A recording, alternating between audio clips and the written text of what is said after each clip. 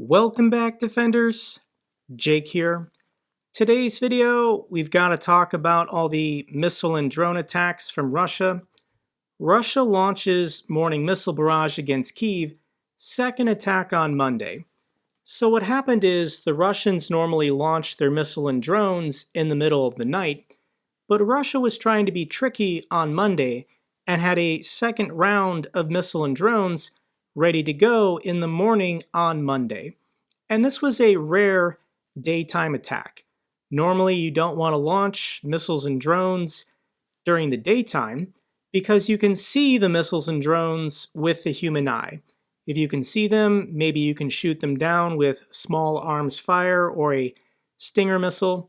A Stinger missile is much cheaper than a Patriot Air Defense missile.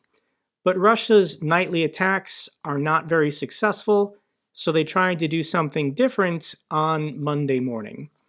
And this was the 15th Russian missile and drone attack on the city of Kyiv in 29 days. Just in the month of May, 15 attacks on the city of Kyiv by the Russians. And I honestly can't keep track of them. This is every 48 hours, basically.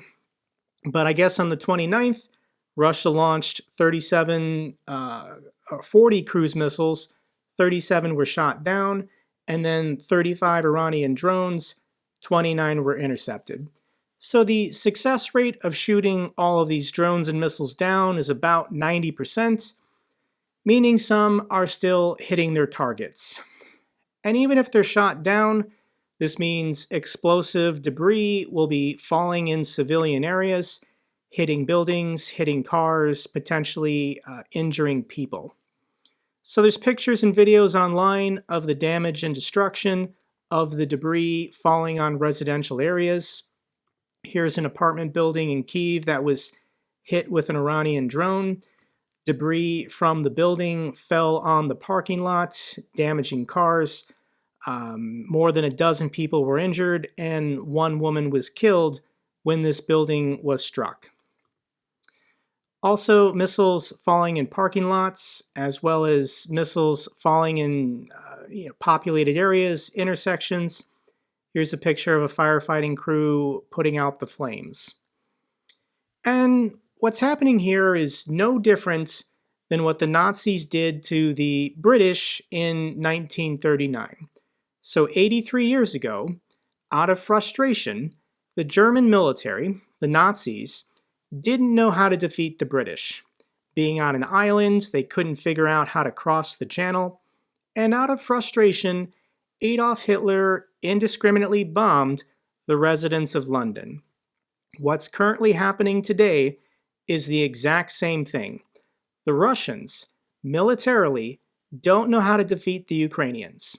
So what Vladimir Putin is doing is exactly what Adolf Hitler did, indiscriminately terrorizing and bombing the civilians of the capital city, hoping for concessions, hoping that the people of Ukraine will surrender to the Russians and allow whatever concessions Vladimir Putin desires.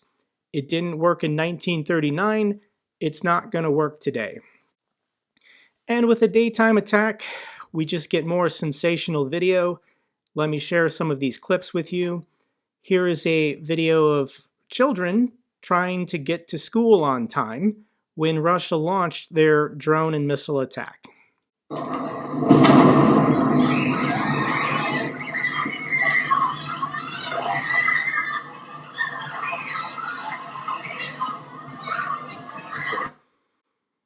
There's no valid military targets anywhere near these residential areas.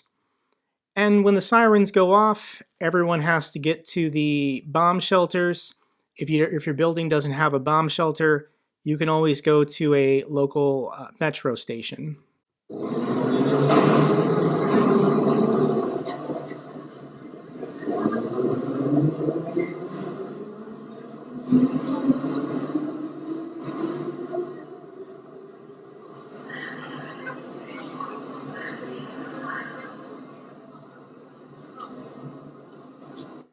And there's an irony that the Russians fail to see as Ukrainians take shelter in these metro stations. The Soviets deliberately designed all of these metro stops to act as bomb shelters. They were designed to be bomb shelters for NATO bombs or bombs from the United States.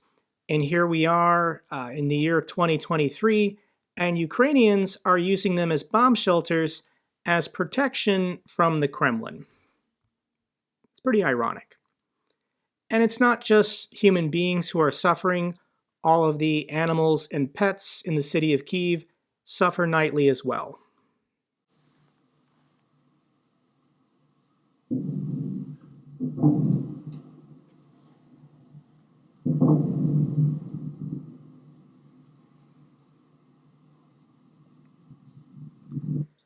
The Russians are monsters.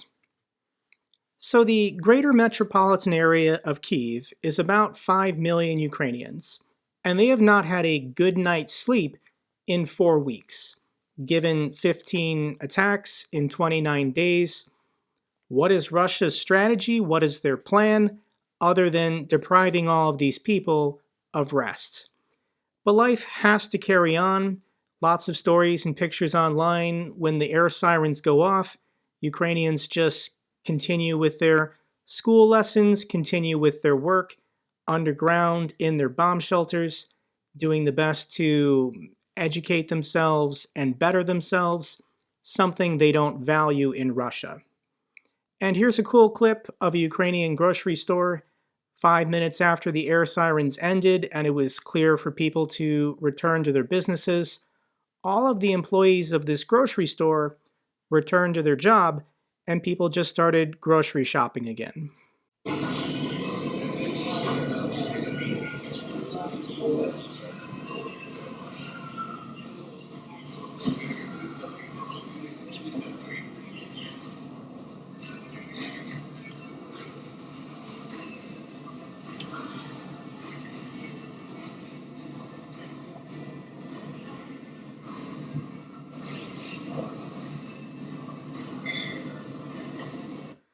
That's a really nice grocery store. And for my British viewers, I don't have to give you a history lesson, but perhaps for my American viewers, maybe you've seen this poster before. Keep calm and carry on. This poster was put up by the British government for the residents of London during the Blitz in 1939. The objective being, continue living your life. Don't let terrorism and fear stop you from carrying on. Here are some other posters from the era I want to quick share. Freedom is in peril. Defend it with all your might. Your courage, your cheerfulness, your resolution will bring us victory. Great Britain was victorious over the Nazis in World War II, just as Ukraine will be victorious over the Russians today. Terrorism will not win. And we've got fantastic art coming from this conflict, this era. Russia has been indiscriminately bombing the civilians in the capital city of Kyiv for almost 8 months now with these drone and missile attacks. I think 80 years from now, people will be looking back on and remembering this artwork as well. There's also memes. I'm pretty confident 80 years from now, we're still going to have memes. This is one that people have been sharing this week. So let me read for you what President Zelensky has to say in response to all these drone and missile attacks. The world needs to see that terror is losing. When patriots in the hands of Ukrainians ensure 100% downing of any Russian missiles, terror is losing. When the world increases pressure on Russia, including sanctions, when the terrorist isolation grows, when its former partners are ashamed of any closeness to Moscow, terror is losing. And of course, there is no greater humiliation for Russian terrorist state than the success of our warriors. So I have to mention it, but this morning in Moscow, there was a drone attack. The Russians are pretty quick to blame Ukraine. And I have to mention it, there's always the possibility that yes, Ukraine did launch their own drones to attack residential areas in Moscow. But I don't really believe that Ukraine did this. I think this is another Russian false flag attack, comparable to that bizarre drone attack on the Kremlin last month, in which the Russians claimed it was an assassination attempt on Putin.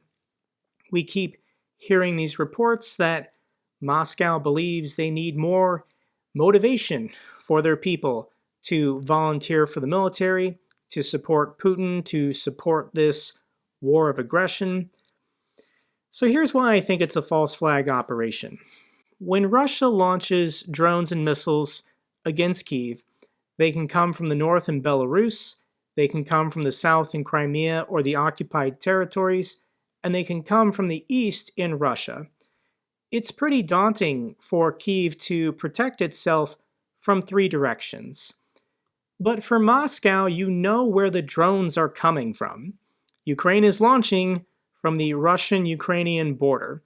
So for Ukrainian drones to successfully make it 500 kilometers to hit residential buildings in Moscow, I mean, Russia's air defense systems have to be completely terrible if Ukraine can successfully do this.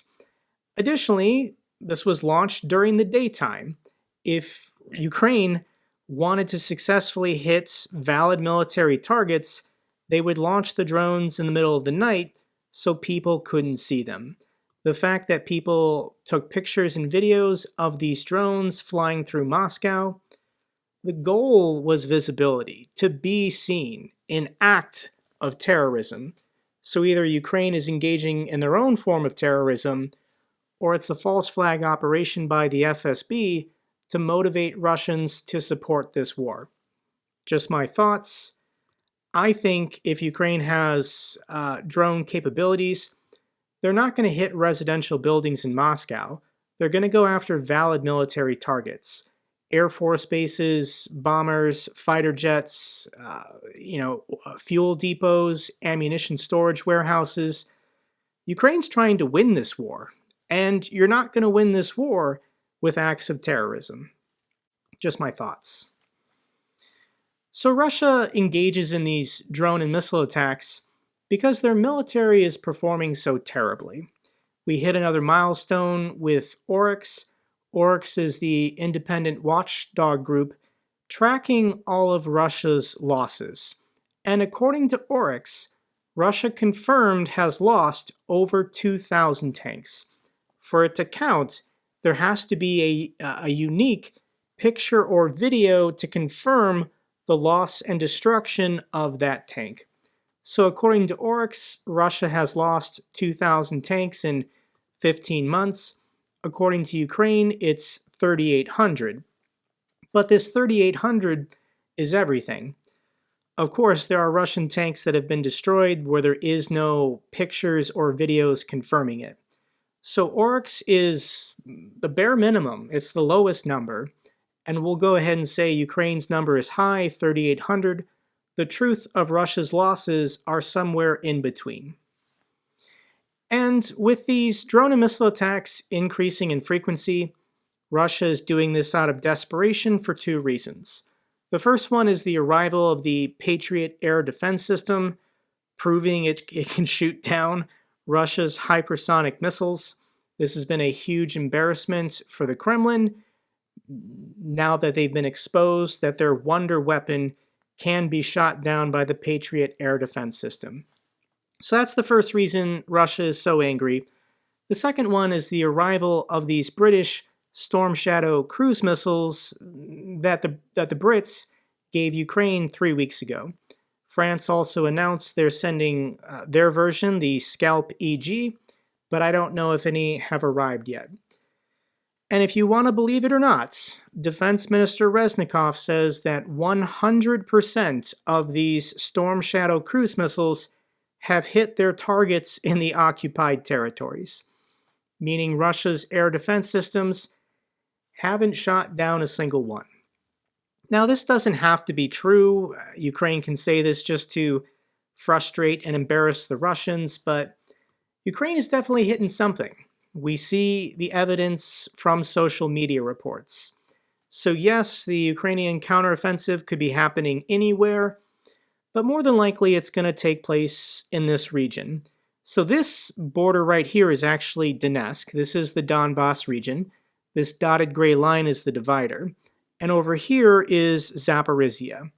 So I think Ukraine is pushing towards either Melitopol, Berdyansk, or Mariupol, and they've got to get to the coastline to the Sea of Azov. Once they cut the Russians off here, I think all the forces to the west will retreat back to Crimea, but even Crimea at that point won't be defendable. So here are some of the reports of Storm Shadow strikes just from the last 2 days. The advisor to the mayor of Mariupol made a summary about the recent strike in Yurivka. 100 Russian soldiers dead, 400 hospitalized, a communication station destroyed, and a 5-story building was leveled by a Storm Shadow cruise missile. Here's some video of smoke rising in the distance in Mariupol. Word is that a Russian barracks was hit. Same is true for Mariupol. Once again, reports are that a Russian military barracks has been struck. In Tokmak and Melitopol, more explosions last night are being reported. We don't have any social media posts showing what happened. More explosions near Azovstal and Mariupol. Only one thing could be hitting this. And then as well as Berdyansk. Berdyansk has also been getting hits. So the introduction of these Storm Shadow cruise missiles in the last 3 weeks has easily taken out thousands of Russian soldiers, killed and wounded. Ukraine is going after troop concentrations, ammunition depots, fuel warehouses, command posts. Ukraine's not going to start pushing up here until they're confident all of the high-value targets in these 3 areas have been eliminated. I don't know what to say as far as the Storm Shadow missiles. Thank you to the people of the United Kingdom. This is going to save thousands of Ukrainian lives once they start going on the offensive. And according to President Zelenskyy, he made the statement that the date has been set. On the timing of the movement of Ukrainian troops, the day has been decided. Potentially this could be in the next week or two. I don't know why he would say this unless he was revealing that it's happening in the near term. So the question, when is the Ukrainian counteroffensive officially started? And my definition is we start seeing videos of American Bradley infantry fighting vehicles, German-made Leopard 2 tanks, and British Challenger tanks assaulting Russian trench positions. As soon as I see those vehicles on the front lines, you know it's the real deal, you know it's go time. So what's Russia's response? On Soviet Live, the temporary host, Boris Yakomenko, basically told Russians they should bury their heads in the sand and stop listening to internet reports.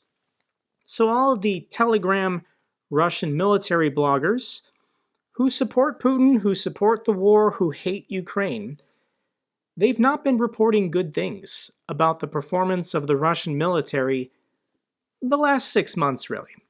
And this guy on Kremlin State TV is telling his viewers, stop listening to the Russian military bloggers on the internet. They keep saying bad things about how Russia is performing. You should only be listening to Kremlin State TV. So let me read for you what he says. Unfollow the panickers channels, no matter who they are, some war correspondents or military bloggers. To hell with them, whatever they call themselves. As soon as you see their fits, boot them out of your news environment. Firstly, you'll feel straight away how much calmer your life becomes. And secondly, there's no better way of punishing them than depriving them of followers, because they all inflate their follower counts. When the last wave happened, very recently, a week or two ago, do you remember I told you that one of those effing military bloggers, as they call themselves, It disgusts me to utter those words because they've discredited them, they've discredited themselves. He got 40,000 new followers in 3 hours, just like that. For that, they'll kick up any fuss. Do you get it? They'll kick up any fuss for that. For such a jackpot, anyone will tell you anything. So this is Kremlin State TV saying, stop using the internet. Stop looking at pictures and videos and evidence of the Russian military doing terrible, and just listen to me, the guy paid by the Kremlin on state TV to tell you what to think and believe. Wow. So here's a story that I just can't ignore. Russia issues arrest warrant for U.S. Senator Lindsey Graham. So Senator Graham is a Republican from the state of South Carolina, and he visited President Zelenskyy in Kyiv this week. Russia has issued an arrest warrant for U.S. Senator Lindsey Graham for Russophobic statements. Apparently, when talking about U.S. aid to Ukraine, Senator Graham said it's the best money we've ever spent. Russia didn't like this, so they issued an arrest warrant for a U.S. senator. I didn't know you could issue arrest warrants for foreign citizens for what they say on foreign soil, but if Russia can do that, then they're probably going to issue an arrest warrant for me as well. And here is Senator Graham's response. I love this. He says, "I will wear the arrest warrant issued by Putin's corrupt and immoral government as a badge of honor." That's a pretty fantastic response. Senator Graham has gotten excellent media coverage and public relations for Russia issuing this warrant. How many people would have seen his comments and statements if he hadn't been publicized by the Kremlin? And now he's getting really good press. For those who don't know, Senator Graham I actually think he's still in the Air Force Reserves, serving as a colonel. In my opinion, all of the members of Congress who are veterans strongly support Ukraine. They know what's at risk, so they're not entertaining any of Russia's nonsense. I thank Senator Graham for his strong support for Ukraine. And the head of RT News, Margarita, is calling for the assassination of Senator Lindsey Graham. Margarita is a pretty aggressive drunk, and I've been hearing these reports that she spends most of her time blackout drunk, but when she's sober enough to make an appearance on Kremlin State TV, she calls for the assassination of U.S. senators, so good for her. And we do have confirmation from Prigozhin himself that he's been banned from Kremlin State TV. I mentioned this in my last video, but I didn't know if it was true. Prigozhin is now saying that nobody on Kremlin State TV is allowed to mention the Wagner Group or mention Prigozhin.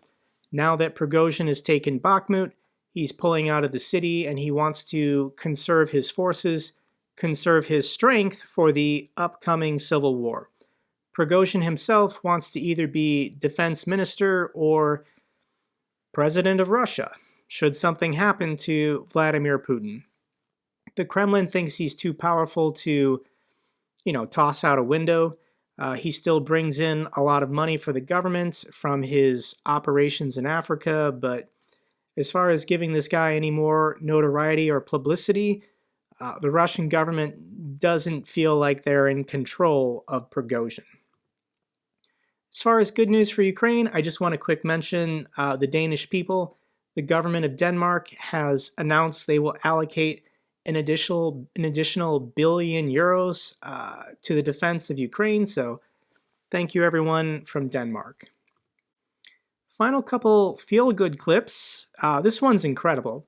This is Ukrainians retrieving a downed Russian Orlan 10 drone from a minefield.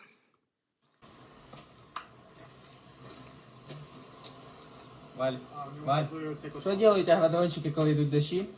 Помагають військовим.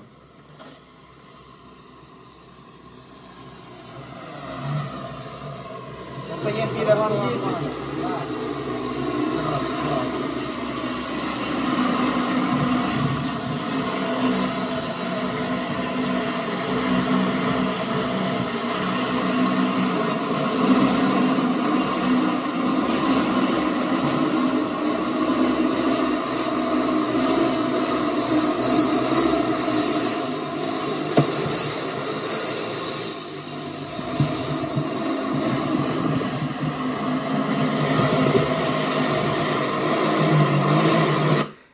That's awesome.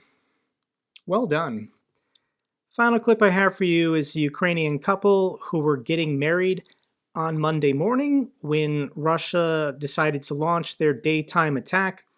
They decided to carry on their wedding festivities underground in a bomb shelter. I just want to share a moment of their happiness.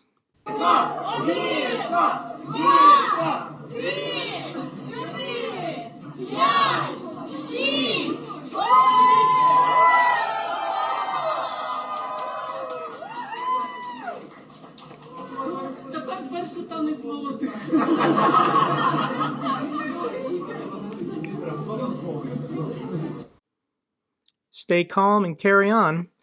That's all for this update video. Glory to Ukraine, glory to the heroes. If you found this video informative, give me a thumbs up. Best way to support the channel. Comments and questions, let me know down below. I love hearing from you guys. Till the next video, keep defending the truth, keep defending democracy.